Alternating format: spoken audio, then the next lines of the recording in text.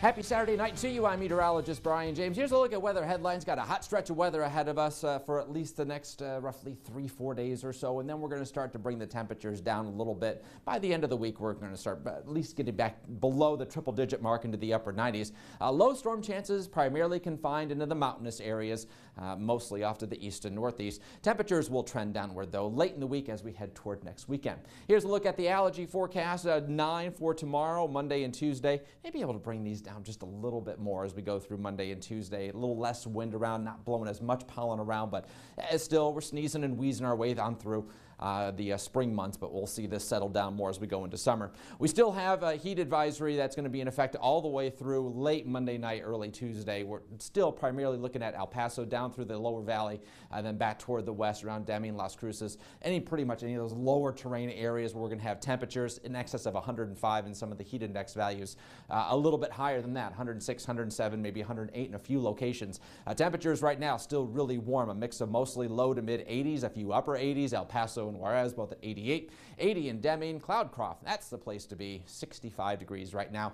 Winds are generally between about 5 and 15 miles an hour, not too much wind out there right now. We'll keep the winds on the tolerable side for tonight and even for the day tomorrow. Not a whole lot of wind, so at least it'll be hot, but it's not going to feel like a blast furnace or like you're standing in front of a hairdryer with strong winds. The winds will be considerably lighter. We've had a few thunderstorms developing off the mountains and sliding down toward the south and southeast, diminishing now that we've lost daytime heating, and we'll see that happen again tomorrow. Thunderstorms bubbling up in the heat of the afternoon, and it is going to be all that heat, 105, 106, 105 the next few days. Wednesday, Thursday, 103, 102. Yes, still hot. However, it's the trend that's our friend. Back into the upper 90s as we head toward the end of the week on into next weekend.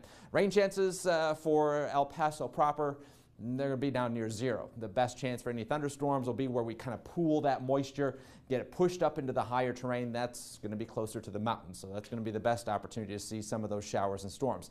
Let's talk about what happens as we head through tonight and over the next few days. Futurecast shows the showers and thunderstorms, clusters of storms developing across parts of the Oklahoma-Texas panhandle, western Oklahoma, then sliding down into North Texas. Not really going to push a boundary into our area, though. We have to wait for the ridge of high pressure to kind of move away for us to start cooling back down. 79 to start the day on Sunday. Father's Day afternoon, hot with a few scattered storms in the mountains. 104 for the high temperature. And as we head through Sunday night into early Monday, we start again near 80 on Monday. Monday afternoon, watch the storms bubble up in the heat of the afternoon with, again, high temperatures hovering around 104, 105, 106 or so.